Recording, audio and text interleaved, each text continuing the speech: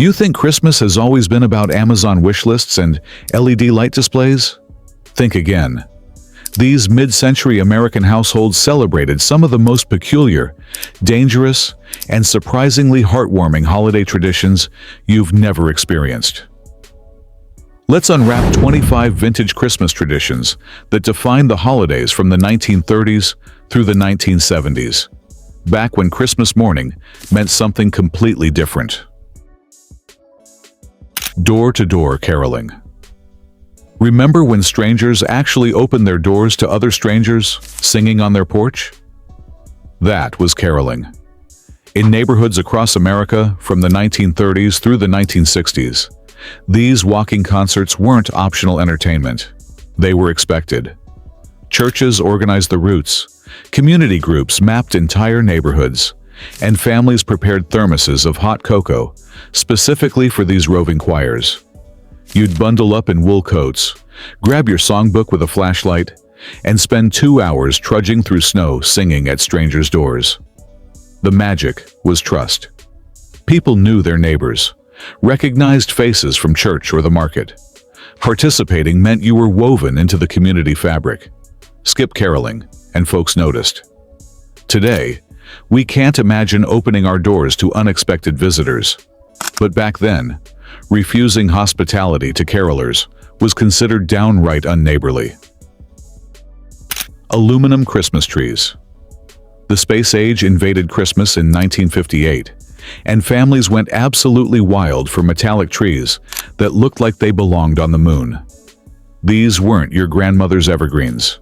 These were gleaming silver poles with aluminum branches that reflected every light in the room. The Aluminum Specialty Company in Manitowoc, Wisconsin, cranked out over 1 million of these futuristic beauties by the mid-1960s. They came in silver, pink, or gold, and you assembled them branch by branch, sliding each one into pre-drilled holes in the central pole. The catch?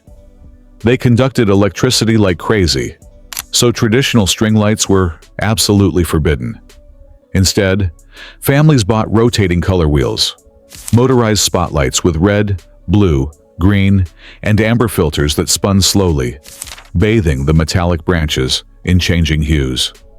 The effect was hypnotic, almost psychedelic. These trees represented progress, modernity, the jet-setter lifestyle. Then, Charlie Brown called them out in 1965, and suddenly, aluminum trees became symbols of commercialism. Sales plummeted almost overnight. Bubble lights on trees. Nothing says vintage Christmas like watching liquid boil in glass tubes attached to your tree. Bubble lights hit the market in 1946, invented by Carl Otis in Cincinnati, and they became an instant sensation across post-war America. Each light contained a small vial filled with methylene chloride, a chemical that boiled at low temperatures, creating mesmerizing bubbles that rose continuously through colored liquid. Red, blue, green, orange, and yellow tubes lined millions of trees, providing both illumination and entertainment. Kids would stare at them for hours, hypnotized by the bubbling action. The magic happened when the bulb heated the liquid just enough to create that constant percolating effect. They required patience, though. You had to wait several minutes after plugging them in before the bubbling started. Families treasured these lights, carefully packing them away each year, replacing broken tubes when necessary. They represented post-war optimism and technological wonder, turning your Christmas tree into a living, bubbling science experiment. Tinsel, made of lead. Yes, you read that right. Families decorated trees with actual lead strips, and nobody thought twice about it. From the early 1900s through the 1960s, tinsel contained lead because it made those silver strands hang beautifully straight, draping over branches with elegant weight. German manufacturers perfected the formula, creating tinsel that caught light gorgeously, transforming ordinary evergreens into shimmering spectacles. Parents would spend hours carefully placing each strand individually. No clumping, no throwing handfuls randomly. The goal was perfect. Uniform coverage that looked like icicles had frozen mid-drip. Kids were taught to handle it gently, salvage it carefully after Christmas, and reuse the same strands year after year. Then scientists discovered lead poisoning risks, especially for children who might put the pretty silver strands in their mouths. By 1972, manufacturers switched to aluminum and plastic alternatives. Modern tinsel doesn't hang quite the same way, lacking that hefty, elegant drape. But hey, at least it won't give you brain damage. Real candles on Christmas trees. Before electric lights, families literally set their trees on fire every December, on purpose. From the 1700s through the early 1900s, real wax candles clipped directly onto evergreen branches provided the only Christmas tree illumination available. German immigrants brought this tradition to America, and it spread despite being spectacularly dangerous. Special clip-on holders secured each candle upright, and families would light them for brief periods on Christmas Eve or Christmas morning, never leaving them unattended. The effect was magical, dozens of flickering flames creating a warm, golden glow that no electric bulb could replicate. But the risk was enormous. Dry evergreen needles plus open flames, plus indoor setting equals disaster waiting to happen. House fires were common enough that insurance companies begged families to stop. Still, the tradition persisted in some households well into the 1930s, with stubborn families insisting nothing matched real candlelight. Today's LED lights are safer, sure, but they'll never capture that living, breathing quality of actual fire dancing on your tree. Handmade paper chain decorations. Before dollar store garlands, kids created miles of paper chains with nothing but construction paper, scissors, and flour paste. Every December, classrooms and living rooms across America transformed into paper chain factories. Children would cut strips of red and green construction paper, loop one strip through another, and paste the ends together, creating continuous chains that stretched across entire rooms. The repetitive process was oddly meditative, and families would spend entire evenings assembling enough chains to drape over doorways, wrap around banisters, and crisscross ceilings. The charm was imperfection. Uneven strips, paste smudges, crooked loops that gave each chain personality. These weren't professional decorations. They were labors of love that showed someone cared enough to spend hours creating atmosphere. Teachers incorporated chain making into lesson plans, using it to teach patterns, measurements, and fine motor skills. Come January, you'd peel down soggy, dust-covered chains and toss them without sentimentality. Next year meant fresh chains, new colors, different patterns. Sears Wishbook arrivals. The day the Sears Christmas catalog arrived was bigger than any single present under the tree. Starting in 1933, Sears mailed their massive Wishbook to millions of American homes each fall, and families treated it like scripture. This wasn't just a catalog. It was 300 pages of pure possibility, showcasing every toy, game, and gadget available for Christmas. Kids would grab it immediately, dog-earing pages, circling items in pen, creating elaborate wish lists that parents would reference for months. The catalog represented democracy in consumption. Whether you lived in rural Montana or urban Chicago, everyone got the same book with the same options. Parents used it as a babysitting tool, keeping kids occupied for hours as they debated Hot Wheels versus train sets. You'd wear the pages thin, studying every detail of that Red Ryder BB gun or Barbie dream house. Mail order shopping meant waiting weeks for delivery, adding delicious anticipation. When the Wishbook stopped publication in 1993, it marked the end of an era. Department store window displays. Before Black Friday chaos, families made special trips downtown just to admire department store windows. From the 1920s through the 1970s, major stores like Macy's, Marshall Field's, and Gimbel's transformed their street-level windows into elaborate animated scenes that rivaled Broadway productions. We're talking moving trains, mechanical elves, rotating winter villages with hundreds of tiny details. Stores employed teams of designers and engineers who spent months creating these spectacles, understanding they were selling more than products. They were selling Christmas magic itself. Families would dress up for these excursions, making them special events rather than casual outings. You'd stand on cold sidewalks pressed against the glass, watching the same scene multiple times because the movements were so intricate. Kids would point out new details on each viewing: a hidden mouse, a winking Santa, a dog wagging its tail. These displays created shared cultural moments, giving entire cities common reference points for Christmas magic. Christmas Club savings accounts. Imagine your bank actually helping you save money instead of charging you fees. Christmas Club accounts were brilliant in their simplicity. Starting in January, you'd deposit a fixed amount weekly, and the bank would lock it away until November, releasing your accumulated savings just in time for holiday shopping. Banks across America offered these specialized accounts from the 1910s through the 1990s, understanding that forced savings prevented the post-Christmas debt hangover. You'd get a little passbook, watch your balance grow throughout the year, and feel genuine accomplishment when you withdrew that lump sum in November. The psychology was perfect. Small weekly amounts felt manageable, and the inability to withdraw early prevented impulse spending.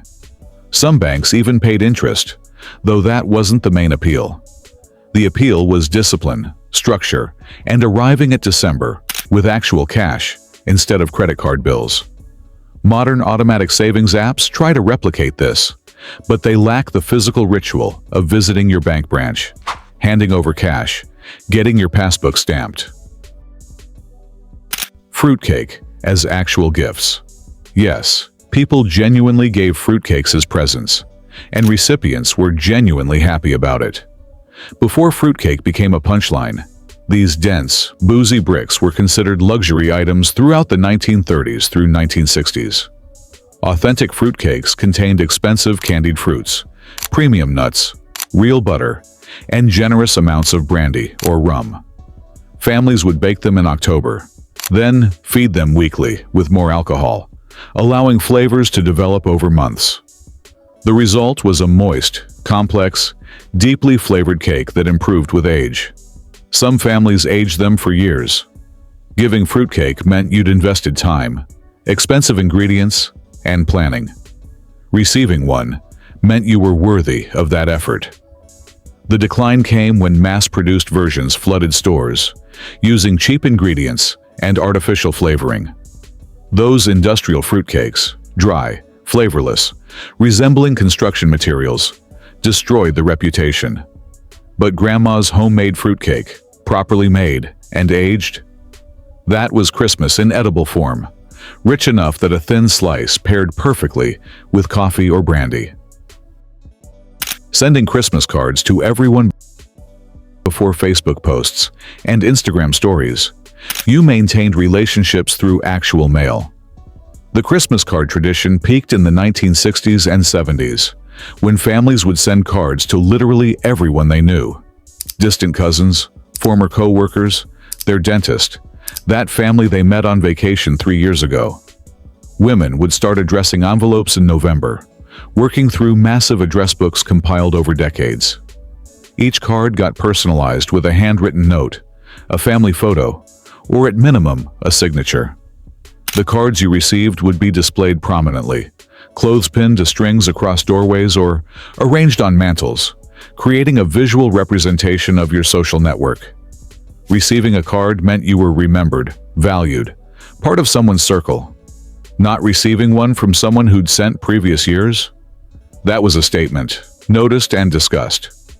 The ritual reinforced connections that might otherwise fade. Today's quick digital messages lack the intentionality. You had to buy cards, find addresses, write notes, buy stamps, mail them weeks early. That effort meant something. Christmas bonus cash envelope. Once upon a time, companies gave employees actual cash bonuses at Christmas, and it wasn't considered a miracle. From the 1940s through the 1970s, the Christmas bonus was standard practice across American businesses. Factory workers, secretaries, Managers all received envelopes containing cash or checks, usually equivalent to 1 or 2 weeks' salary. This wasn't charity. It was expected compensation that families budgeted around. The ritual mattered too. Bosses would personally hand envelopes to employees during the last week before Christmas, often accompanied by handshakes and genuine thanks. That envelope might fund all Christmas shopping, or pay off accumulated bills, or provide breathing room in tight budgets. Communities organized around this timing. Stores ran special sales targeting bonus recipients, and everyone knew which week different companies distributed bonuses. The money represented something beyond dollars. It was acknowledgement that workers contributed to company success and deserved to share in it. Modern corporate gift cards and holiday parties are pale substitutes, lacking both the generosity and the respect of that cash envelope. Mandatory office Christmas party. These weren't optional networking events. They were command performances where attendance was monitored and judged. Office Christmas parties from the 1950s through 1980s were elaborate affairs, usually held in the office itself after work hours, with secretaries spending days decorating, organizing food, and coordinating gift exchanges. Everyone attended because skipping meant you weren't a team player, a label that could affect your career. The parties mixed enforced fun with genuine community building. There was the gift exchange with strict dollar limits, the potluck where everyone brought family recipes, the boss's awkward toast, the inevitable drunk coworker, the gossip that would fuel break room conversations for months. Women were expected to dress up, men wore their best suits, and everyone pretended to enjoy themselves. The cheese ball was mandatory, the punch was spiked, the dancing was awkward. But these parties served a function. They forced coworkers to see each other as humans, rather than job titles, creating bonds that made the other 364 days more bearable. Toy commercials during Saturday cartoons. Saturday morning television was a carefully orchestrated 3-hour sales pitch aimed directly at children's brains. From the 1960s through the 1980s, toy companies essentially controlled Saturday morning programming, buying massive commercial blocks during cartoon hours and unleashing sophisticated marketing campaigns on unsuspecting kids. The commercials were masterful, showing toys doing things they couldn't actually do, creating elaborate narratives that made every action figure seem essential to your happiness. G.I. Joe commercials depicted military operations that would make the Pentagon jealous. Barbie ads presented lifestyle aspirations that required dozens of accessories. Hot Wheels commercials showed impossible stunts that real cars could never achieve. Kids would park themselves in front of the TV with bowls of sugary cereal, absorbing hours of advertising disguised as entertainment. Parents complained, but unsuccessfully. The toy industry and networks had formed a profitable alliance. The result was Christmas lists miles long, written by children who'd been systematically programmed to desire specific branded products. Today's YouTube ads are scattered and skippable. Saturday morning commercials were unavoidable indoctrination. Cigarettes as Christmas gifts. Nothing says, "I love you," like gift-wrapped lung cancer. From the 1920s through the 1960s, cigarettes were not only acceptable Christmas gifts, they were popular ones. Tobacco companies produced special holiday packaging, creating decorative tins and festive cartons specifically for gift-giving. Men gave them to men, women gave them to women, and everybody gave them to soldiers overseas. Advertisements explicitly marketed cigarettes as thoughtful presents, showing elegant hands presenting gold-wrapped packs or leather cigarette cases. Doctors even endorsed specific brands in Christmas campaigns, reassuring gift-givers they were making healthy choices. The culture was so smoke-saturated that non-smokers were the weird ones, and giving cigarettes was considered practical rather than offensive. Some families included cartons and stockings alongside oranges and candy. The shift came gradually as health evidence mounted through the 1960s and 70s, though cigarettes remained acceptable gifts in some circles well into the 1980s. Modern equivalents would be like gifting someone processed sugar or alcohol, socially acceptable despite known health risks, but nowhere near as ubiquitous. Christmas plays in every school. Every child, regardless of talent, participated in the school Christmas pageant, and every parent attended, regardless of interest. From the 1930s through the 1980s, public schools produced elaborate Christmas productions that consumed weeks of preparation. Kids rehearsed during school hours, memorizing lines for nativity scenes or secular winter celebrations, depending on the decade and community standards. The plays featured makeshift costumes, bedsheet angels, cardboard crowns, bathrobes for shepherds. Teachers directed with varying degrees of competence, and the results were gloriously imperfect. Parents would cram into overheated gymnasiums or auditoriums, sitting through off-key singing and forgotten lines, beaming with pride when their kids said their one line correctly. These productions weren't about theatrical excellence. They were community rituals that marked the season's transition, gave kids confidence, and created shared memories. The controversial part wasn't the quality, it was the religious content, which sparked endless debates about separation of church and state. By the 1990s, many schools had switched to generic winter celebrations, losing something essential in the translation. Live Christmas trees in classrooms. Teachers would drag actual evergreen trees into classrooms, creating fire hazards that would give modern school administrators heart attacks. Throughout the 1940s through 1970s, elementary school classrooms featured real Christmas trees, decorated by students during class time with handmade ornaments, popcorn strings, and paper chains. The trees would shed needles constantly, creating pine-scented carpets that janitors cursed while sweeping. But the trees transformed sterile classrooms into festive spaces, and decorating them was an educational activity. Teachers incorporated math lessons about symmetry, art lessons about color coordination, and writing assignments about family traditions. The trees stood for weeks, gradually drying out and becoming increasingly flammable, surrounded by children and construction paper. Nobody worried about liability or fire codes the way we do now. Schools simply accepted that Christmas meant trees, even if those trees were obvious safety hazards. The practice faded as regulations tightened and artificial trees became cheaper alternatives. Modern classrooms with their plastic trees or paper decorations lack that authentic pine smell that once defined December learning. Stockings with oranges and nuts. Before video game consoles and smartphones, finding an orange in your stocking was genuinely exciting. From the Depression through the 1960s, Christmas stockings followed a predictable formula: an orange in the toe, some walnuts or pecans still in shells, maybe ribbon candy or peppermint sticks, and if you were lucky, a small toy or dollar bill. Oranges represented luxury because fresh citrus in December was rare and expensive in northern states, especially before modern refrigerated shipping. That single orange traveled thousands of miles to reach your stocking, and families treated it accordingly, savoring each segment. The nuts required nutcrackers and effort, making them activities rather than just snacks. This formula reflected economic realities.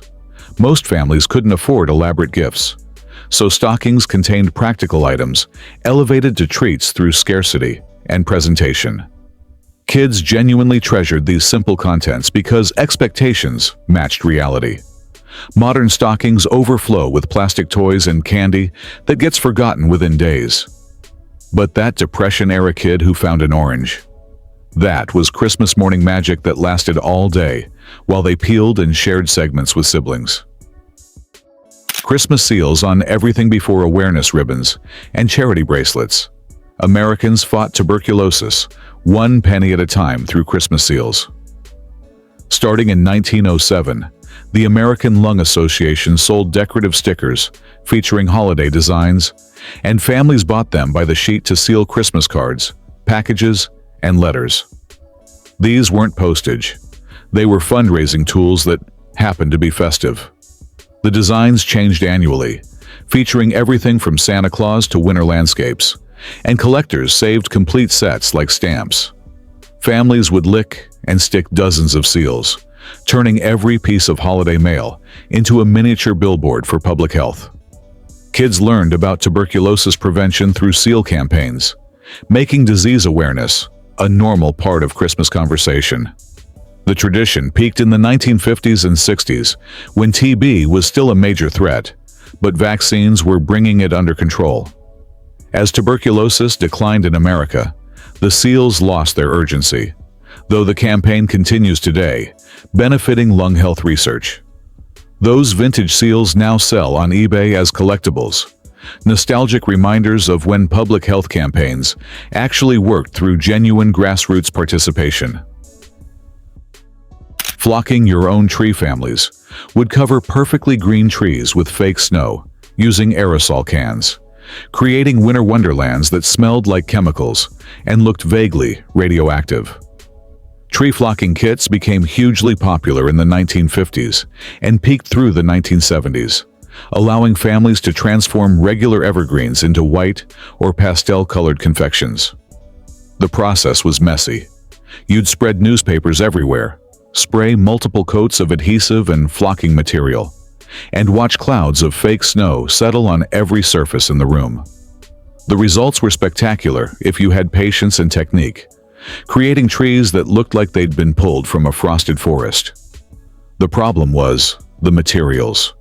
Early flocking contained asbestos and other substances that would make modern safety experts faint. Even after formulations improved, the process remained toxic enough to require ventilation.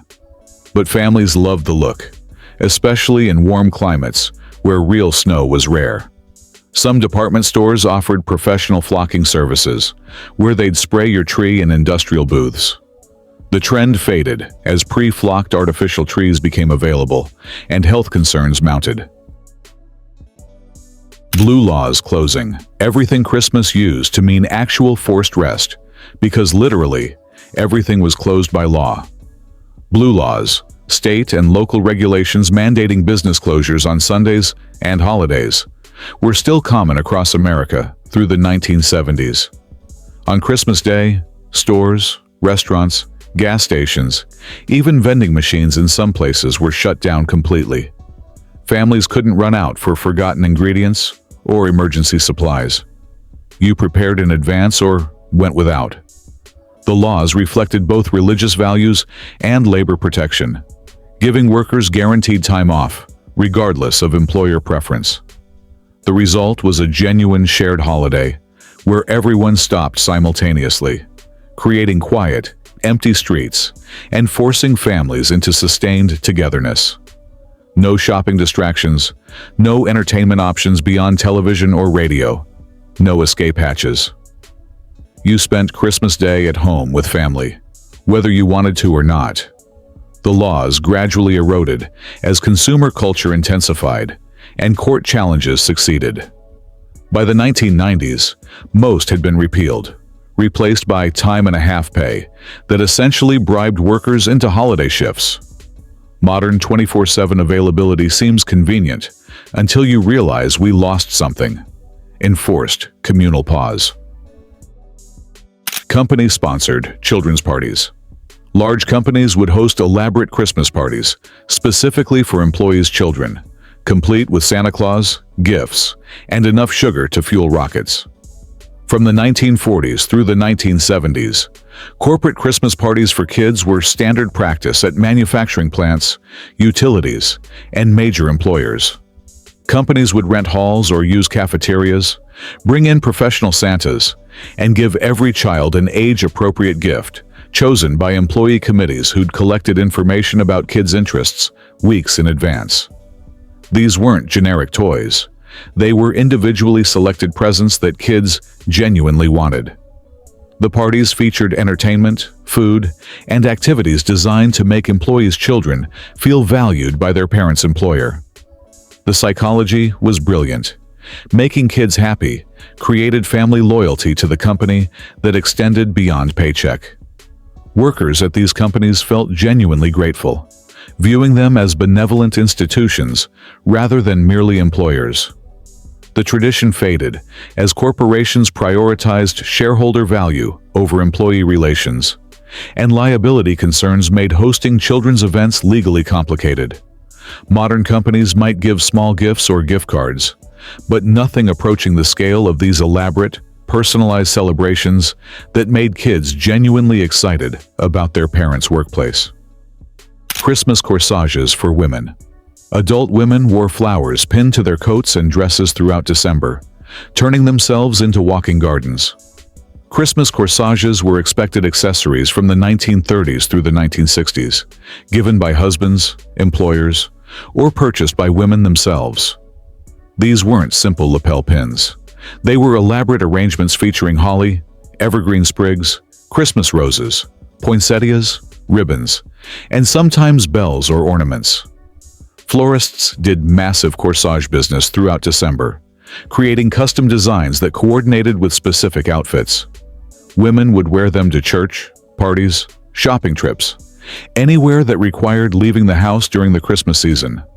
The corsages announced participation in the holiday while demonstrating social status and attention to appearance. Not wearing one to a formal Christmas event was like showing up in jeans to a black tie affair. Technically possible, but socially awkward. The tradition required maintenance. Fresh flowers needed refrigeration, and arrangements had to be pinned carefully to avoid fabric damage. As women's fashion became more casual and flower costs increased, corsages retreated to proms and weddings. Modern Christmas jewelry tries to fill the same role, but lacks the living, fragrant statement of real flowers pinned prominently to your chest. TV Yule Log Broadcasting New York television station WPIX created accidental tradition in 1966 when they broadcast a loop of a fireplace burning for 3 hours on Christmas Eve and day. The concept was brilliantly simple. Give apartment dwellers without fireplaces something to watch while opening presents and eating Christmas dinner. The original footage showed a fire in Gracie Mansion's fireplace, accompanied by traditional Christmas music. No commercials, no announcements, just continuous burning logs. Families would turn it on Christmas morning and leave it running all day, creating ambient fireplace atmosphere through television. The broadcast became so popular that WPIX ran it annually until 1989, then brought it back by popular demand in 2001. Other stations copied the format, and now streaming services offer countless variations. The beauty was its purposelessness.